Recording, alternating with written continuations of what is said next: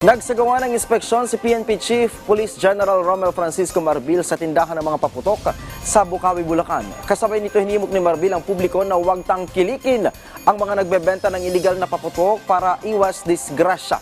Kasama sa mga paputok na pinagbabawal ang mga overweight o may higit 0.2 grams na explosives. Sobrang laki o oversized na mga paputok na may fuse o mitsa na sobrang liit na naubos bago ang 3 segundo o sobrang haba naman na mahigit sa 6 na segundo bago maubos. Mga imported at walang label na paputok at mga paputok na may sulfur o phosphorus na inihalo sa chlorates. Kabilang dito ang Goodbye Philippines, Goodbye Chismosa, Plapla, Christine, Karina, Bin Laden, Tuna, Piccolo, Ulysses, Yolanda, King Kong at Pepito.